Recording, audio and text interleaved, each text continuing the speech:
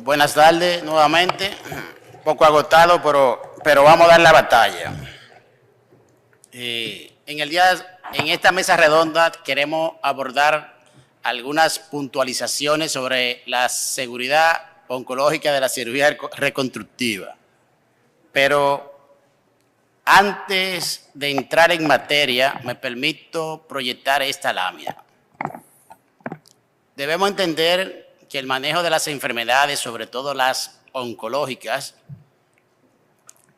deben obligatoriamente manejarse bajo un enfoque de unidad funcional, donde discutir los pacientes en equipo multidisciplinario es fundamental, entendiendo que siempre dentro de ese equipo van a haber coordinadores que va a hacer que las cosas funcionen. Y por eso subrayo en rojo 3 actores fundamentales que hacen que ese equipo funcione, que son los que derivan, consultan, aglomeran al resto del equipo, que son, en primer orden, el oncólogo quirúrgico, en segundo orden, el oncólogo clínico y en tercer orden, el radiooncólogo. ¿Por qué en ese orden? Porque más del 70% de los pacientes en primera intención van primero a un oncólogo quirúrgico o a un oncólogo clínico y en un menor porcentaje al radiooncólogo. Pero estos 3 entes fundamentalmente van a diferir los pacientes a una serie de áreas que nos van a ayudar al diagnóstico presuntivo, como es el radiólogo, o que nos va a ayudar, en dado que no se pueda por nosotros en la parte quirúrgica tomar una muestra, el radiólogo en la parte intervencionista, al patólogo, que es realmente quien hace el diagnóstico definitivo. Recuérdense que trabajamos con diagnóstico definitivo en la mayoría de las patologías oncológicas. Vamos a dar participación a otros colegas, a los equipos de soporte, como pueden ver, oncoestética, a los demás especialistas del área para que nuestros pacientes lleguen en condiciones óptimas para los tratamientos, cardiología, nefrología, endocrinología, de acuerdo a las comorbilidades del paciente, el personal técnico de apoyo, enfermería, cuidado paliativo, psicólogo, psiquiatra. En sentido, somos un equipo y todos debemos estar coordinados para tener éxito en el tratamiento. Bueno, la doctora Curi le ha dado una excelente conferencia, le ha aplanado el terreno para una de las interrogantes de este conversatorio, pero vamos a ver si entendimos. Pero previo a la interrogante, el doctor Valdés va a compartir una pregunta en el grupo de 7º Congreso. Si pueden entrar a esa pregunta, Valdés, ¿la compartiste? ¿Se fue, Valdés? Sí, ya está. Por favor, público, voten en esa pregunta, en el grupo de 7º Congreso. Hay una pregunta que versa: ¿realizan resonancia de rutina preoperatoria? Es decir, ustedes como cirujano o como oncólogo clínico, como radiooncólogo, ¿utilizan resonancia magnética de rutina en preoperatoria? Es decir, para estadificar o para valorar respuesta después de dar quimioterapia neoadyuvante de rutina, ¿la utilizan? Tienen 3 segundos. 1, 2. No, espérense. 7º Congreso. Para estadificar o para valorar respuesta luego de neoadyuvancia. La estoy completando. Vuelvo y hago la pregunta.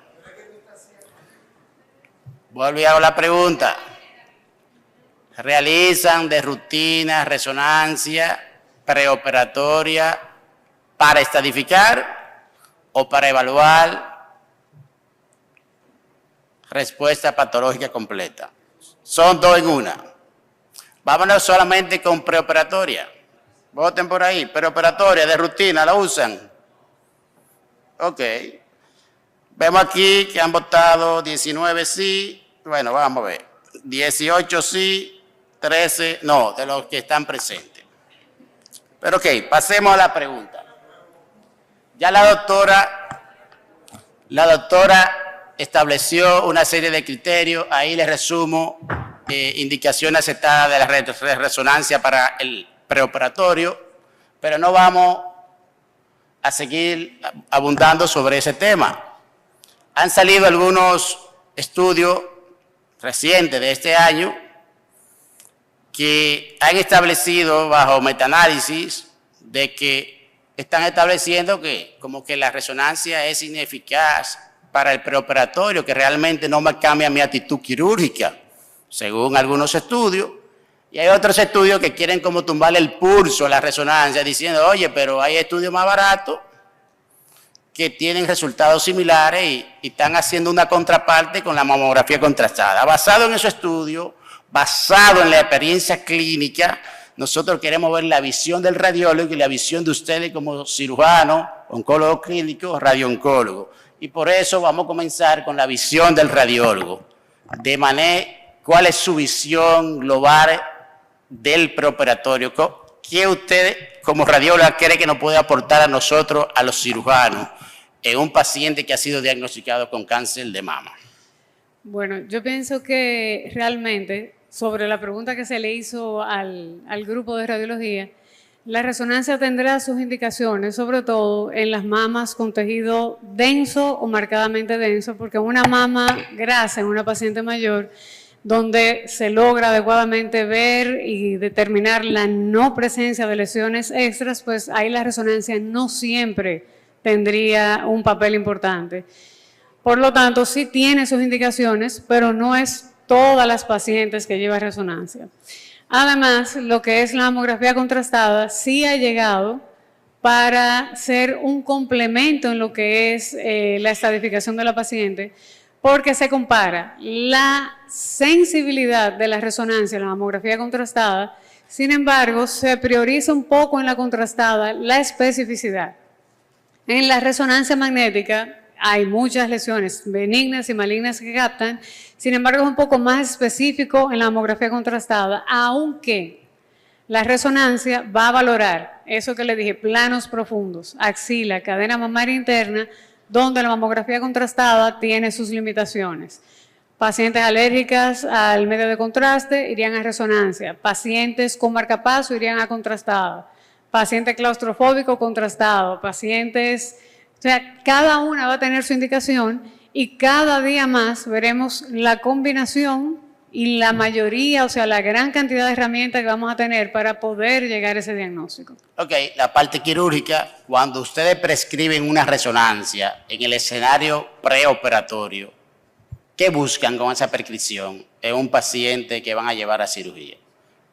Tiene un paciente con cáncer de mama y decide hacer una resonancia preoperatoria. ¿Por qué le indican? ¿Qué criterio? ¿Qué buscan? ¿Qué quiere que el radiólogo le reporte? Sí, esse é um tema muito controverso, porque temos esta meta-análise que é mostrada e vários estudos que demonstram que a ressonância pode aumentar as indicações de mastectomia e não tem tantas vantagens do ponto de vista oncológico para baixar recaídas locais, por exemplo. Este ano passado houve grande estudo brasileiro, randomizado, que não mostrou também benefícios oncológicos de baixar a recaída local e aumentou as taxas de mastectomia. Eu vi duas realidades. No sistema público não temos ressonância para nada, muito difícil, tarda meses para lograr uma ressonância, então não utilizamos.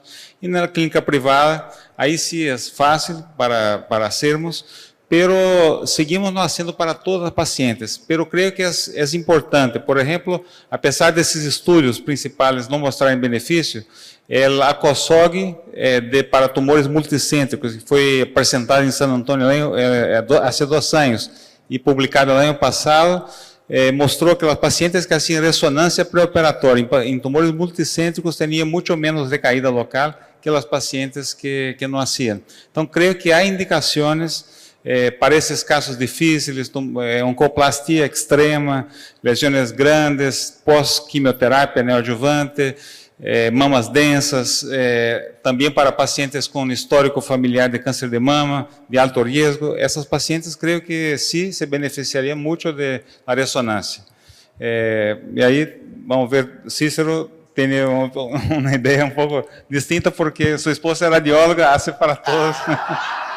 Um conflito de interesse. Cuidado. Cuidado con lo que va a decir. Yo tengo conflicto de intereses, tengo también que trabajo en servicio privado, entonces sí que hacemos resonancia magnética para todos los pacientes, pero la pregunta es muy interesante porque es necesario, rutinario, resonancia magnética para todos los pacientes.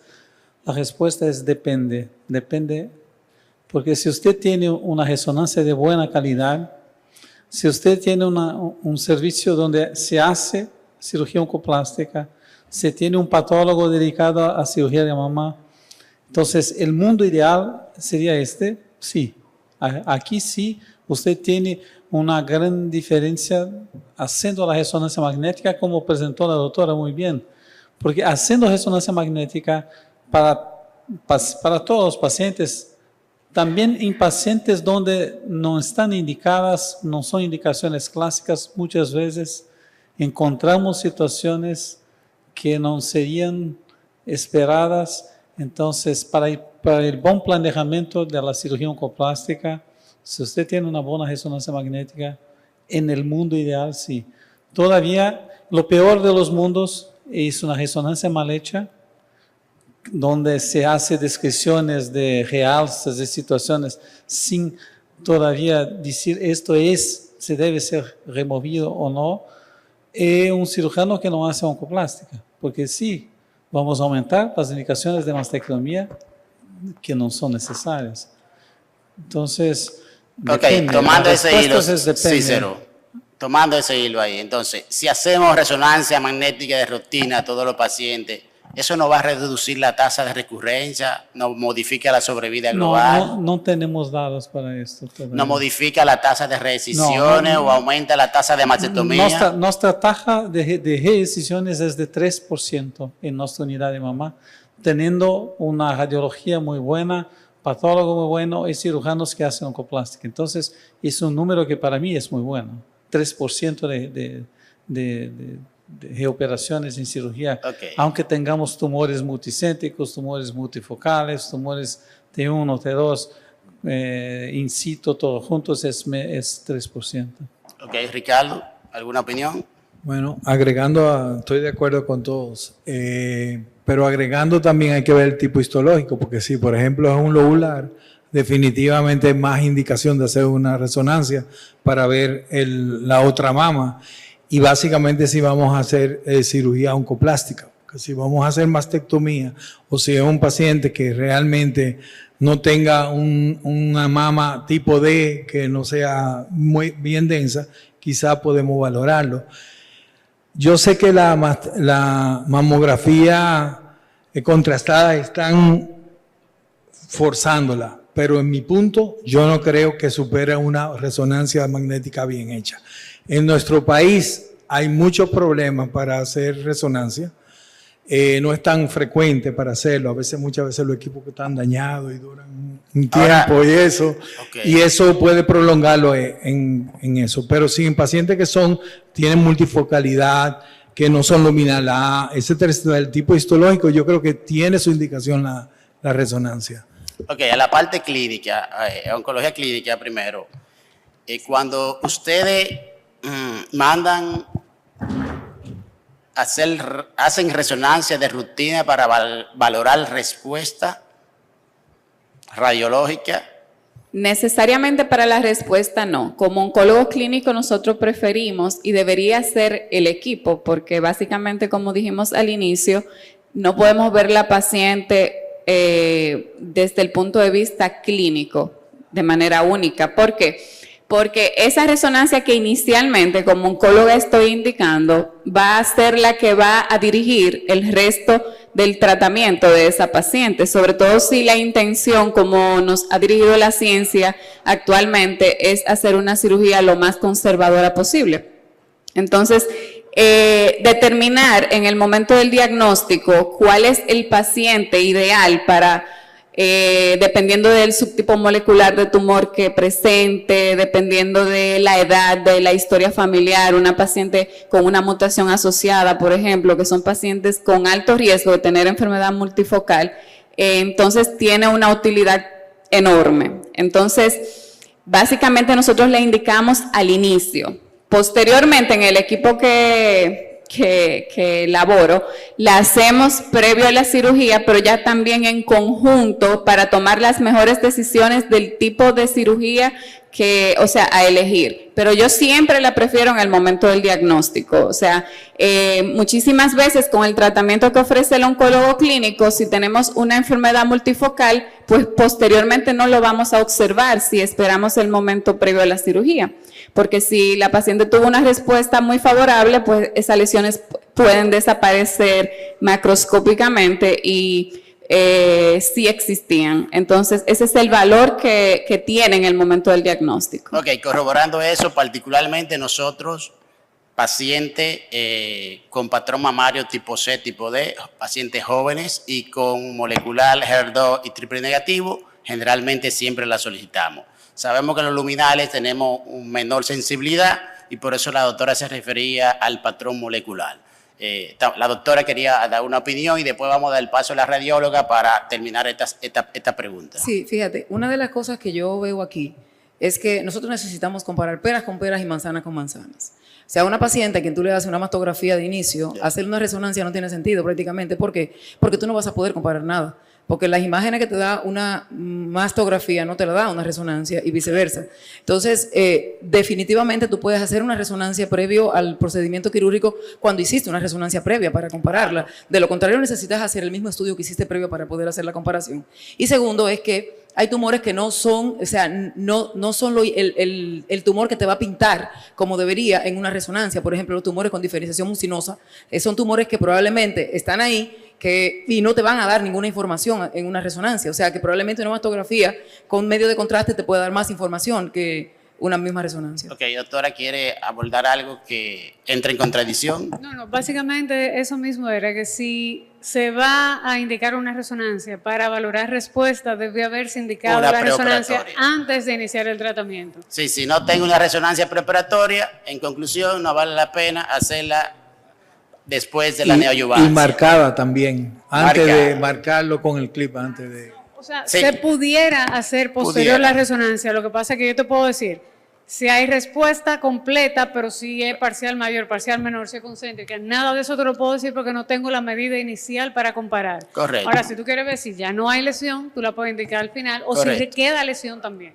Entonces, aquí le proyecto unos estudios, unos metaanálisis, donde ellos establecen que evidentemente el grupo que usa resonancia magnética baja la tasa de reincisiones en comparación al que no la usa. De cuando estamos hablando en el preparatorio para estadificar, para valorar neoadyuvancia, eso en cuanto a las reincisiones que habían hablado. Y algunos grupos quirúrgicos establecen que a veces hay cierto falso positivo en resonancia que le hacen aumentar su decisión de tomar conducta de mastectomía, cuando tal vez se pudo haber hecho una cirugía conservadora.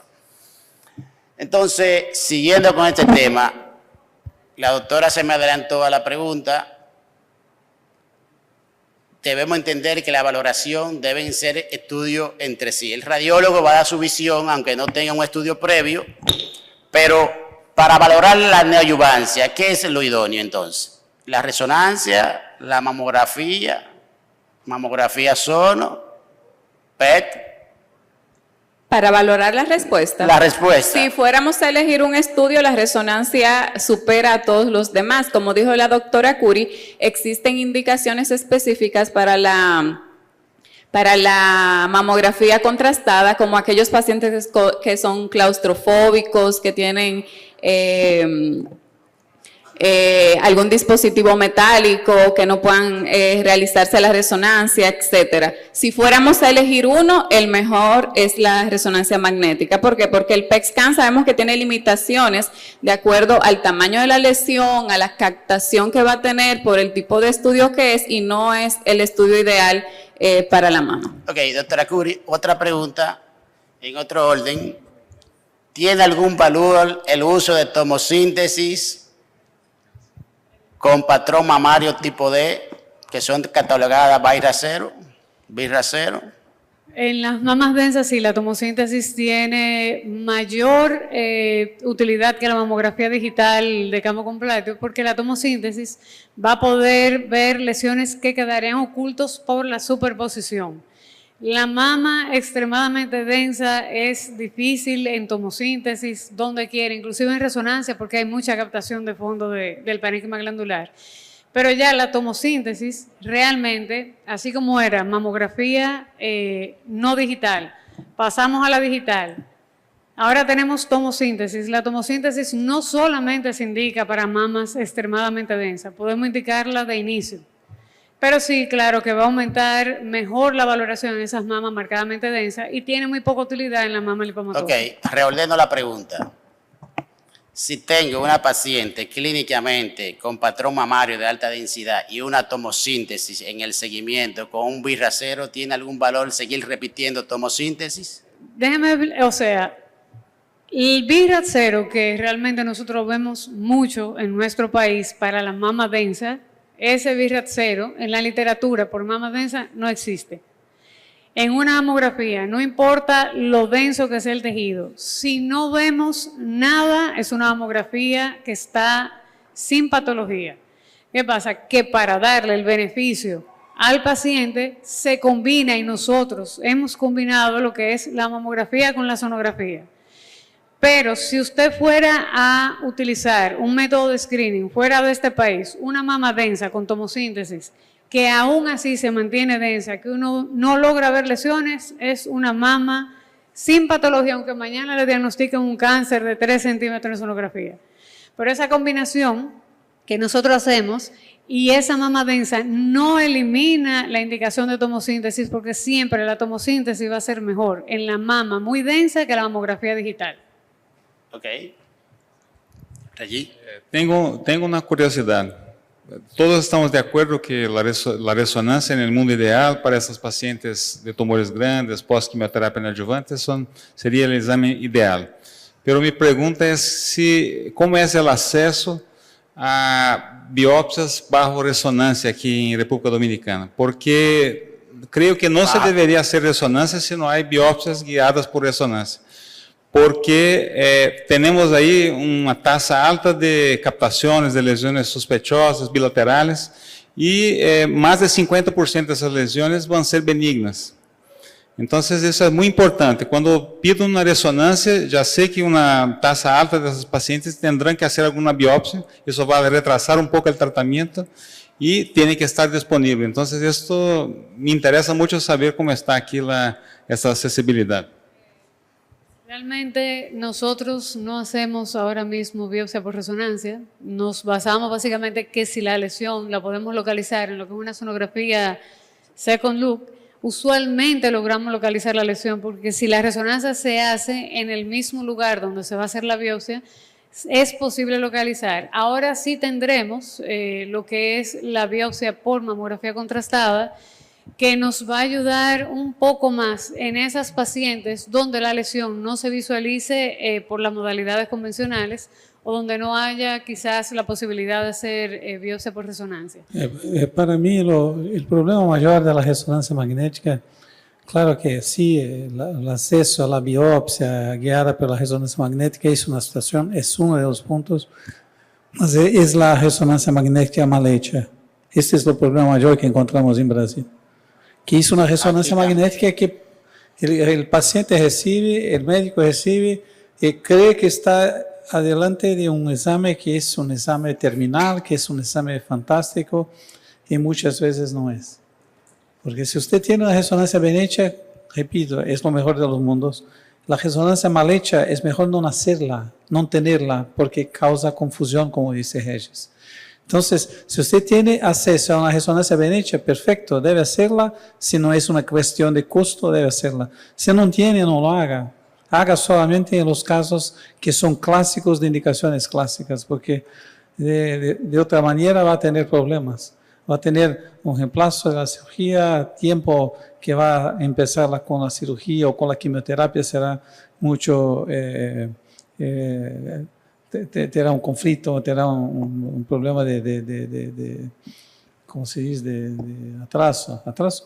De retraso. Okay. Es que llegué de Brasil ahora, entonces, en consenso, la mesa queda en consenso que para valorar respuesta coinciden con estos metaanálisis que la resonancia sería lo idóneo. Pero recuérdense que para valorar respuesta hay unos tipos de pacientes, una característica, patrón denso, triple negativo, HER2 y otras características que mencionó la doctora en su conferencia y que mencionó la doctora Reyes, que son fundamentales para realizar en el preoperatorio para poder comparar adecuadamente. Si seguimos observando, también ese ha sido el consenso de otros grupos y no vamos a seguir hablando de eso. Vámonos a la segunda pregunta para avanzar. Vámonos con la visión del oncólogo clínico en cuanto a si la cirugía reconstructiva inmediata o diferida altera el manejo terapéutico. En el sentido, doctora, esta cirugía que le ha cambiado el paradigma a ustedes los oncólogos clínicos, mastectomía, esos son los profesores, ¿verdad? Ciclo de fármacos te lo cambia, el tipo de medicamento, la cirugía reconstructiva te cambia eso, te impide dar el tratamiento y sobre todo algo muy importante para que quede claro en la audiencia, te limita el inicio de la adyuvancia. ¿Tú tienes un tiempo límite para comenzar la adyuvancia? Sí, el tiempo existe. Para la quimioterapia, todo va a depender del momento en que estamos hablando de oncoplastía. Si es un paciente que va a cirugía primaria o es un paciente que va a cirugía posterior a la neoadyuvancia. Porque regularmente y cada día una población mayor de las pacientes diagnosticadas con cáncer reciben quimioterapia neoadyuvante porque, como hemos observado, el beneficio que presenta la neoadyuvancia en un sinnúmero de patologías, como hablaba de la clasificación molecular, por ejemplo, los tumores triple negativos, las pacientes que tienen HER2 sobreexpresado, van a ir a neoadyuvancia y eso ha hecho que un mayor porcentaje de pacientes sea primero tratada con quimioterapia. Entonces, ¿qué es lo que va a complicar desde el punto de vista del oncólogo clínico la oncoplastía?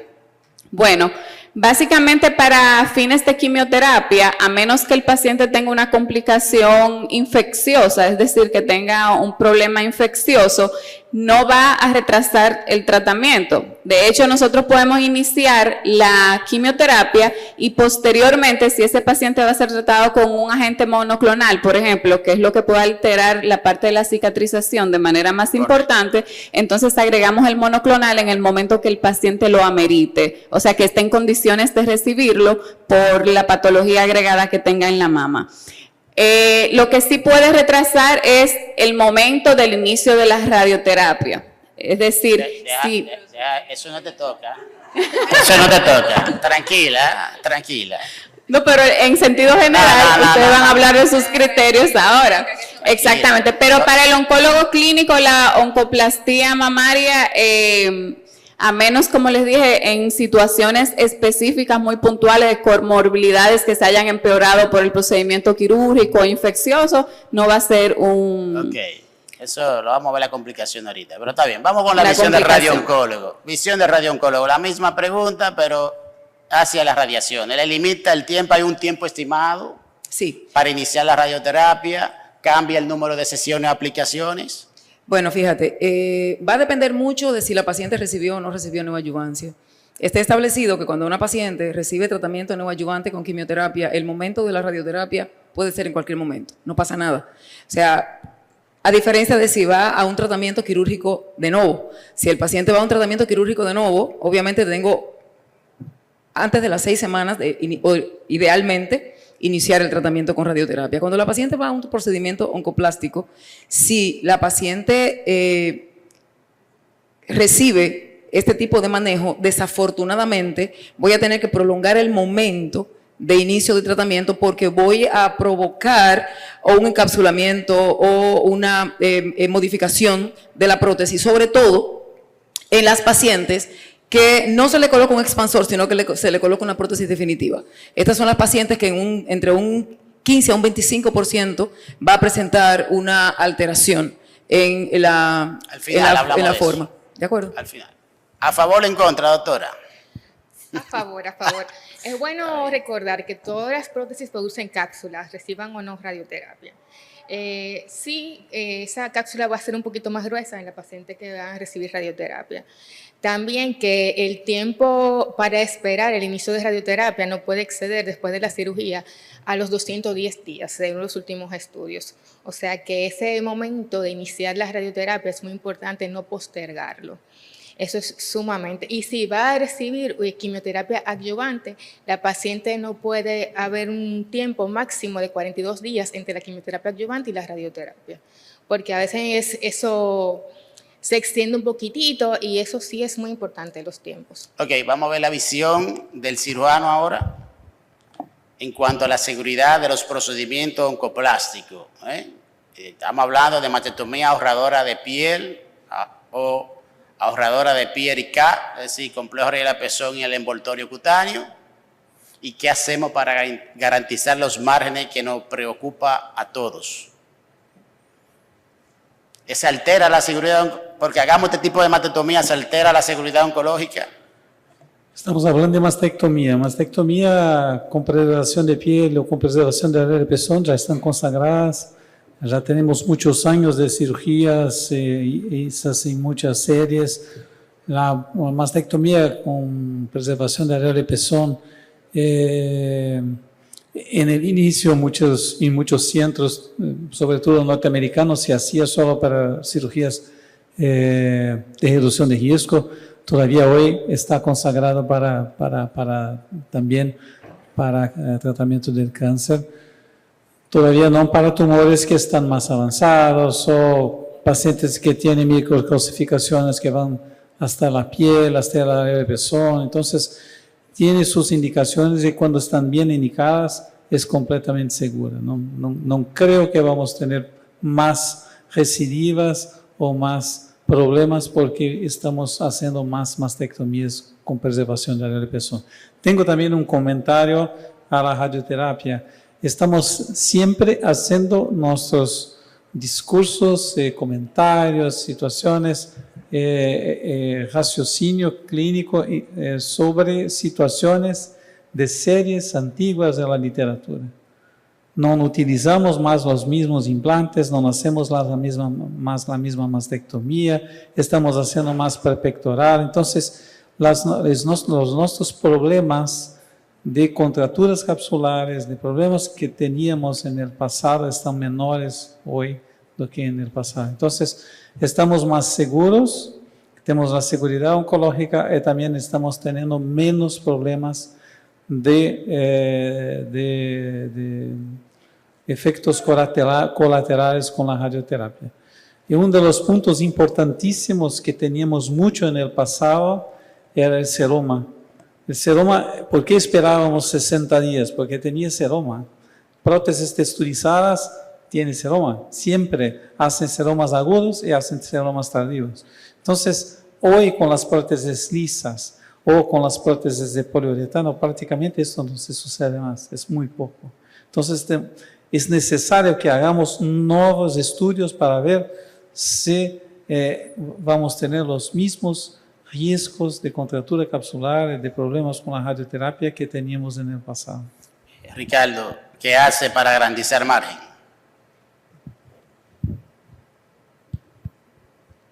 Bueno.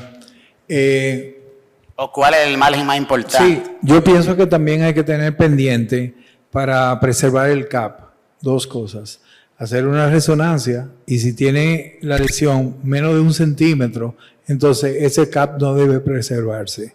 O si se preserva, debe hacerse una biopsia por congelación del área retroareolar.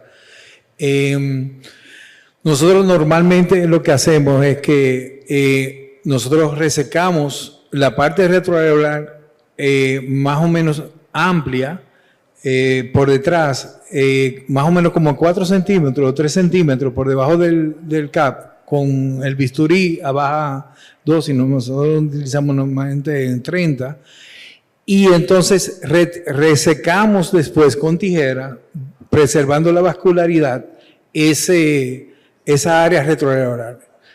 Y entonces eso lo mandamos a biopsia por congelación.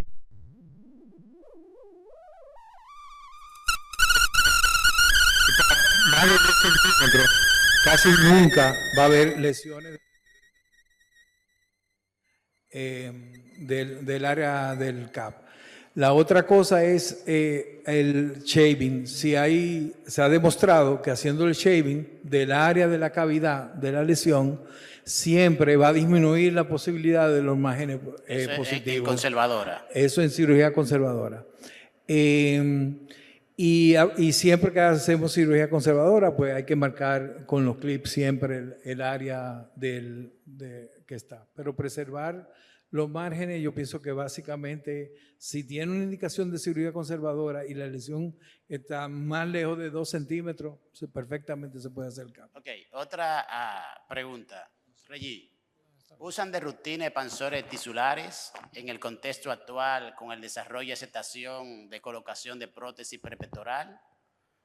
¿Se siguen usando o tienen unos criterios muy específicos para utilizar actualmente los expansores? Sí, creo que en la mayor parte de los servicios del mundo se utiliza dos tiempos, el expansor, después cambia por prótesis. Pero venimos de una escuela, que es la escuela del Instituto Europeo de Oncología, en que la mayor parte de las reconstrucciones son con implante inmediato. Entonces seguimos esta línea. Entonces los expansores normalmente utilizamos cuando tenemos que quitar mucha piel, no hay como cerrar. Ahí sí utilizamos el expansor vacío y después expandimos la piel. Entonces cuando hay riesgos de sufrimiento vascular, tenemos dudas sobre la vitalidad de los tejidos, ahí sí utilizamos, pero no rutinariamente. ¿Algún aporte extra, Cícero? No, es la misma idea de Regis. Nosotros somos de la misma escuela. Nuestro número de reconstrucciones inmediatas con expansores es de 2%. Solo 2%. Entonces, 98% de reconstrucciones inmediatas con prótesis definitivas prepectorales. ¿Alguna puntualización de criterio específico de cuándo se debe usar el expansor? Lo mismo que Regis habló, es cuando tenemos que sacar más piel, cuando tiene un riesgo de necrosis, o cuando la paciente, por ejemplo, los pacientes brasileños tienen una situación de estética muy fuerte, algunas tienen una mama pequeña y quieren aumentar los senos. Entonces, podemos colocar un expansor temporal, un expansor para aumentar este tamaño y después cambiar por una prótesis definitiva y hacer una mamoplastia de aumento en la mama contralateral. Ok, la doctora Reyes anteriormente comenzó a abordar algo en cuanto al tratamiento.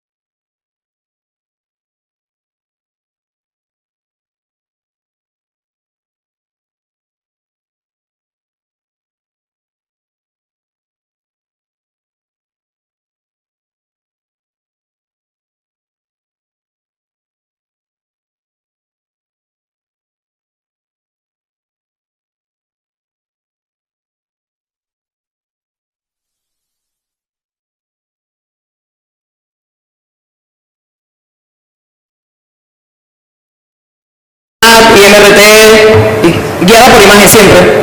Ok, Ricardo y Reggie, luego, visión, algunos puntos clave para el público en la selección de material en pacientes. Ya sabemos que van a ir a radioterapia, lo voy a operar y sé que después hay alta probabilidad que va a ir a radioterapia. ¿Algún tip de selección para el material o de técnica reconstructiva idónea para el paciente que pensamos va a radioterapia? No creo. Realmente la prevectoral, no sé si, pero la prevectoral nosotros utilizamos poliuretano y no hay ningún factor con respecto a eso para lo de la radioterapia. Y después, como se ha hablado aquí sobre las indicaciones de poner los expansores que tienen muy poco espacio, muy pocas indicaciones. Normalmente nosotros tratamos de ponerle siempre la prótesis de primera vez al paciente, porque realmente hay algo interesante. El paciente oncológico muchas veces se siente satisfecho cuando no se siente mutilada. Entonces, si esa paciente hace algo de contractura, si tú le preguntas su satisfacción a ella, como quiera, ella se va a sentir bien satisfecha. Entonces, lo que hay que tratar de apoyar a ese paciente para hacerlo. Lo ideal de hacer definitivamente la prepectoral tiene sus indicaciones, pero creo que ha cogido un gran espacio en hacerlo. Yo soy un pro de las prepectorales, pero básicamente entiendo que la prepectoral es lo que debe ser y nosotros utilizamos poliuretano. En conclusión, cuando piensa que una paciente va a radioterapia, prefiere utilizar una prótesis de poliuretano.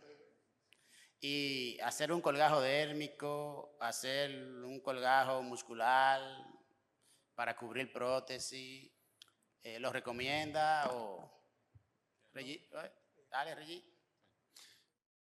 Normalmente yo no cambio mis técnicas o el material por causa de la radioterapia. Al inicio, cuando yo empecé, utilizaba mucho los colgajos mioculares. Sabemos da literatura que tienen menos complicaciones. Las prótesis tienen por lo menos 50% de contractura grado 3 y 4 en 2-3 años. Es alto, la mayor parte de los pacientes se quedan con contractura, tienen complicaciones. El doctor Peter Cordero mostró que cuando cambiaba, y también adicionado, cuando cambiaba el expansor por prótesis en pacientes irradiadas, 1/3 de esas pacientes perdían las prótesis. Entonces, es grave. Pero lo que cambié de idea es que cuando hacemos la radioterapia sobre un colgajo y tenemos complicaciones, tenemos retracciones, tenemos necrosis grasas, es mucho más difícil para hacer la corrección. Por eso cambié. Yo prefiero poner la prótesis o expansor, sea cual prótesis sea o cual sea la técnica, y después, si hay alguna complicación, ahí sí podemos cambiar la prótesis o podemos hacer un colgajo miocutáneo, y mucho más fácil después de la radioterapia que antes. La técnica cambiaba también como Regis, porque hicimos la misma formación, la misma escuela, pero ahora no cambió más. Estamos observando una situación muy interesante que yo voy a presentar mañana, que la radioterapia sobre la prótesis prepectoral tiene menos complicaciones, tiene menos contracturas capsulares que las series clásicas en la literatura, y la contractura capsular todavía cuando sucede es una contractura más armónica, como dice Eduardo González. Es una contractura que se hace no como teníamos en el pasado, que era que colocaba la prótesis acá arriba. Ahora tenemos una prótesis que hace una contractura que usted después puede hacer la corrección con lipofilling y está todo bien. Entonces tenemos mucho menos problemas hoy que teníamos en el pasado. Una otra situación, las prótesis, yo tengo poco acceso a prótesis de poliuretano, las prótesis lisas también, por lo menos estas de última generación, estamos teniendo menos problemas de contractura do que teníamos en el pasado con las prótesis texturizadas, que eran prótesis que hacían más seroma en la fase aguda y hacían también más contractura capsular cuando en combinación con la radioterapia. Mas esto es una impresión, no son dados de literatura, es impresión. Pero eso es las técnicas de tratamiento también actuales de radioterapia, que favorecen muchísimo la VIMAT, SBRT, IMRT, guiada por imágenes, obviamente, eso es lo que ha hecho la gran diferencia.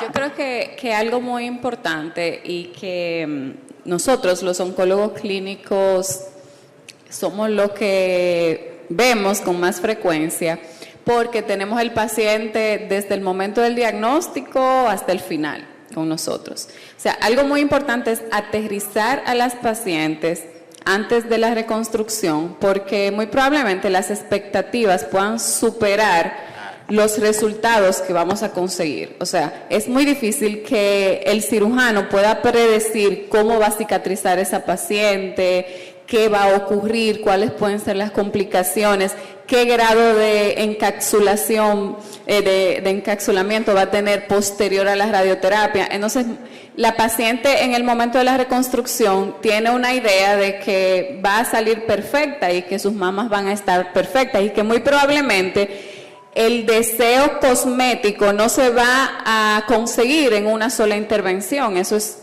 o sea, es un procedimiento de seguimiento en el tiempo y de cosas que podemos hacer para posteriormente mejorar el nivel del encapsulamiento y hasta cambiar la prótesis en esas contracturas que son grado 3 y 4, por ejemplo. Es fundamental. Yo siempre digo que el secreto de la felicidad en cirugía oncoplástica es un over-deliver. Prometa menos, entregue más. Porque si usted promete que va a quedar con el mejor resultado posible del mundo, que no va a tener nada, que no va a hacer que no va a tener necesidad de hacer ningún refinamiento en el futuro, es un desastre. En conclusión, y si la paciente va a hacer radioterapia, yo siempre digo a la paciente, usted va a tener algún perjuicio de la parte reparadora. Esto puede ser pequeño, medio o grande. La mayor parte de las veces es pequeño, todavía va a tener. Y si la paciente no tiene, doctor, que me quede bien. La mayor parte tiene, por lo menos un poco de diferencia entre una mama y otra, aunque sea prepectoral, van a tener. Es decir, vamos a hacer una cirugía reconstructiva no estética y no se negocia la seguridad oncológica. Entonces, pasamos al siguiente punto. Hay un axioma en cirugía que escuchamos mucho. Toda cirugía conservadora debe llevar radioterapia obligatoriamente.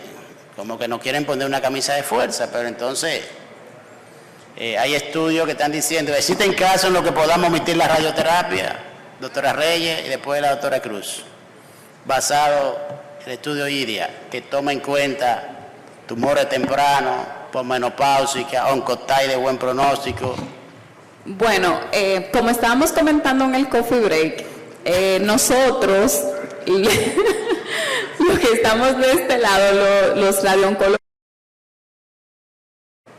existen muchos estudios, todos los grupos hacen estudios. Tenemos que ver qué carga, o sea, va a tener ese estudio y qué tan importante estadísticamente va a ser para cambiar las pautas que tenemos establecidas de acuerdo a las guías.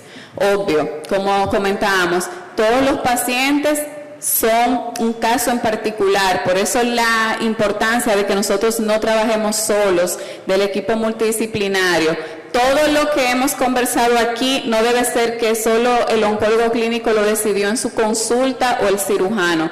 Debería ser un programa desde el inicio del diagnóstico de ese paciente para que podamos obtener los mejores resultados. Entonces, existen casos, van a existir casos, sobre todo aquellos que tienen contraindicación de recibir la radioterapia, pero hasta ahora por la quimioterapia. Exactamente, o la quimioterapia, porque así era con las complicaciones. Cuando hablamos de las complicaciones, va a haber un grupo de pacientes que no puede recibir la quimioterapia, o sea, después de por X o por Y.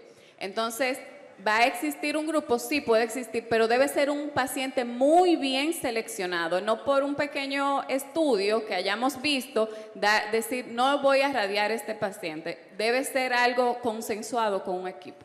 Ellos están planteando paciente luminal A, oncotai bajo riesgo, tumor unifocal, etapa temprana, con comorbilidad, manejo hormonoterapia. Doctora. A ver, mira, aquí hay que ver varios escenarios. Lo primero es que yo a esa pregunta siempre le pongo un semáforo.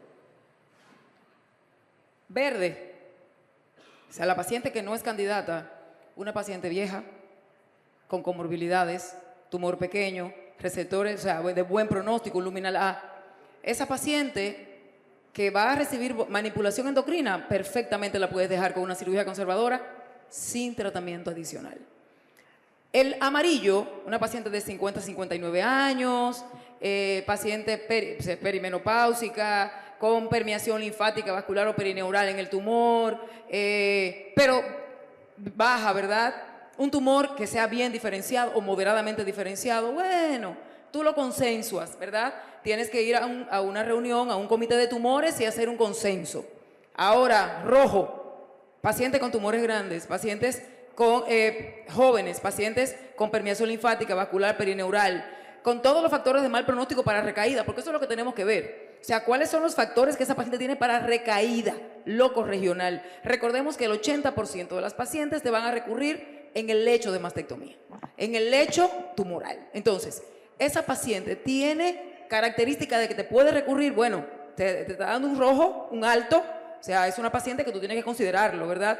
Pero hay que consensuar todo esto, debe ir a un comité multidisciplinario y que se evalúe de manera individual cada paciente. Okay. Tiene un otro punto, este es muy importante también, mas tiene un otro punto que muchas veces no están incluidos en estos estudios, que es cuánto tiempo la paciente va a vivir. Que las mujeres están viviendo más. Una paciente hoy de 80 años, va a morir con 85, no. Yo tengo paciente que hizo la cirugía con 96 años.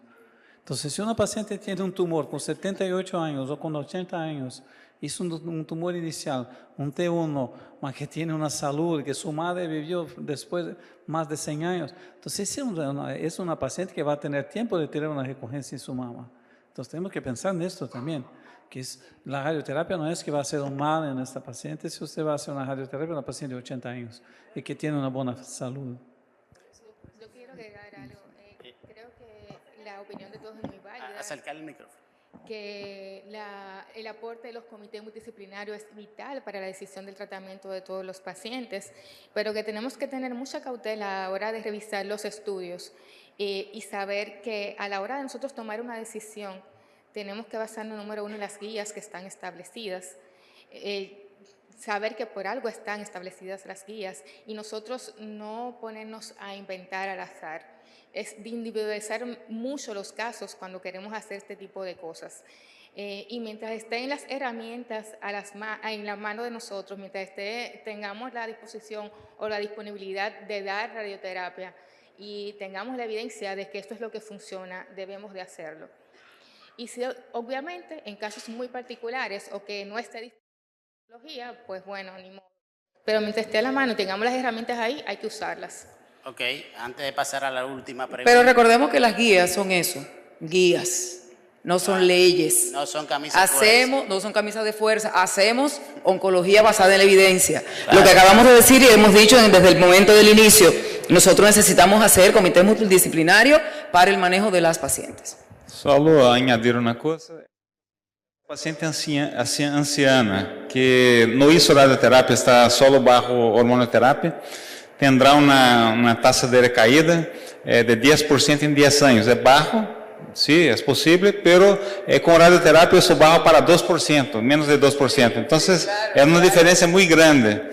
Y es algo tranquilo, normalmente tranquilo de hacer una paciente con hipofraccionamiento. Hay muchos ahora en pro no radioterapia. Entonces yo me pregunto, viendo eso que acaba de decir doctor, si de un 10 bajas a un 2%, ¿por qué no darle el beneficio a la paciente? Como decía el doctor, o sea, no vas a hacer ningún daño colateral con la radioterapia. No vas a hacer por eso. Yo digo, bueno, yo tengo un semáforo. el verde, el amarillo y el rojo. Entonces, tú tomas eso en consideración, mira las guías, mira los protocolos de manejo, mira todo, pero tienes que ver la paciente.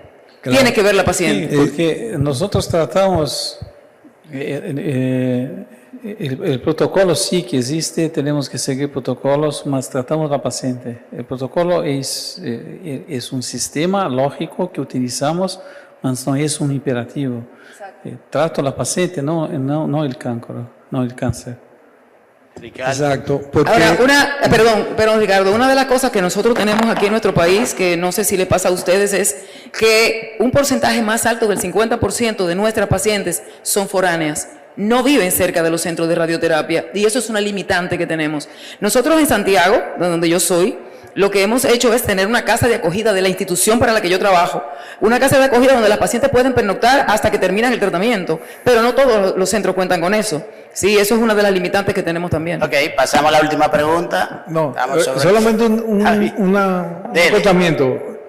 En un segundo. Para un paciente, para uno, que solamente un 1%, ese paciente hace una recidiva y tú no le diste quimioterapia para esa paciente 100%. Hasta que no haya un cambio de protocolo, yo creo que hay que individualizar los pacientes y hay que verlo, porque para esa paciente es un 100%, porque esa es la que va a tener la recidiva. Doctora Curi, una aclaración puntual sobre algo que quedó tenue. Mencionó dificultad técnica con prótesis que tienen chip. ¿Existe un protocolo o es que no pueden decir si hay o no hay? No. Realmente el chip lo que hace es un artefacto por el metal, pero realmente no hay ninguna contraindicación en la resonancia para implantes con chip. Sí es el expansor que ahora viene con una válvula magnética. Integrada. Ahí vamos. Esa sí no entra en resonancia porque puede calentarse, se puede desmagnetizar y se pudiera quizás desplazar, no tanto el desplazamiento, pero sí el calentamiento.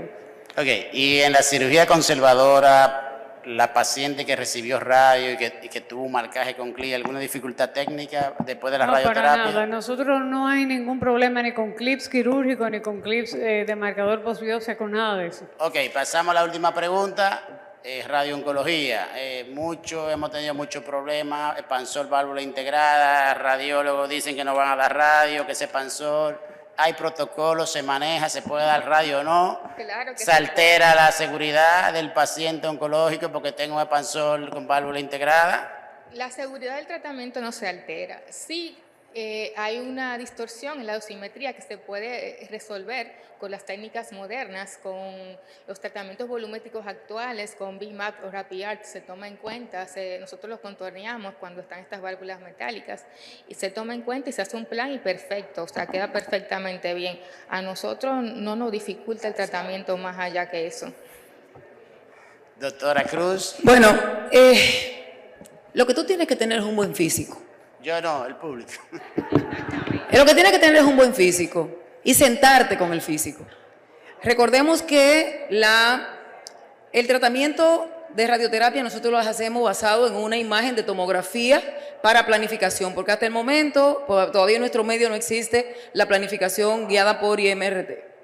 El asunto es que en la tomografía la válvula sí puede hacer un artefacto importante, la válvula metálica. Entonces lo que tú tienes que hacer es sentarte con el físico médico, quien va a hacer contigo la marcación o la delimitación de los volúmenes, y esa dosimetría, él tiene que hacértela desde diferentes ángulos para tú poder integrar la dosimetría y ver que en ese punto estás recibiendo la dosis que requiere y no va a haber un punto frío, pero tienes que tener un físico médico que te apoye en ese sentido. Cícero.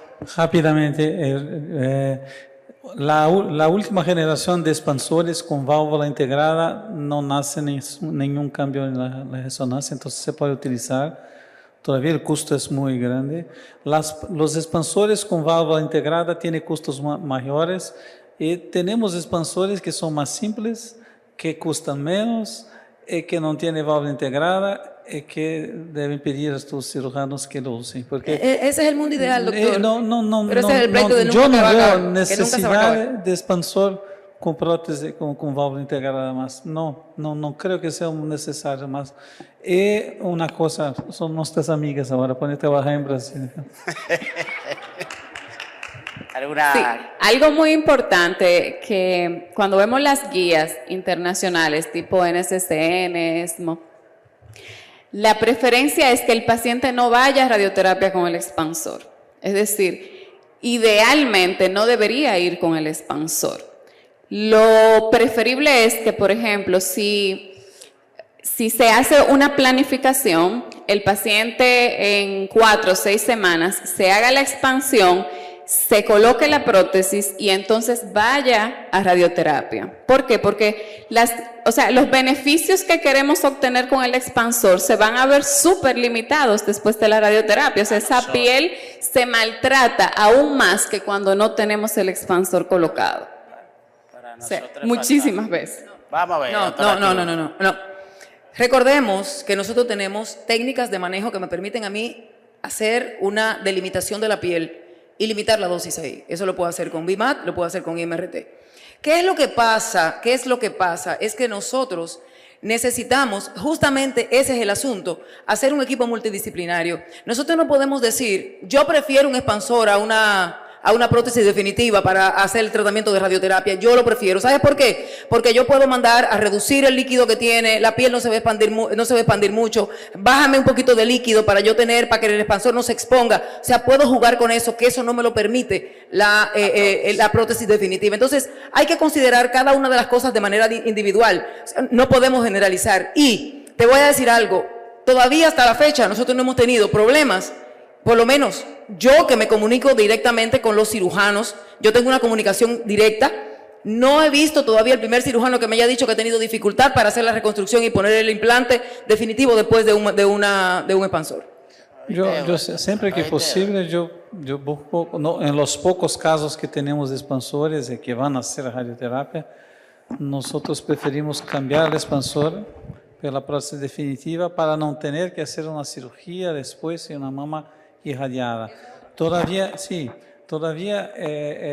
ni siempre sucede así, porque en equipo multidisciplinario, el oncólogo clínico dice, no quiero que haga la radioterapia ahora porque este es un caso, es un triple negativo, esta paciente era un T3, N1, era así. Entonces, son situaciones donde después la paciente hizo la radioterapia en el expansor.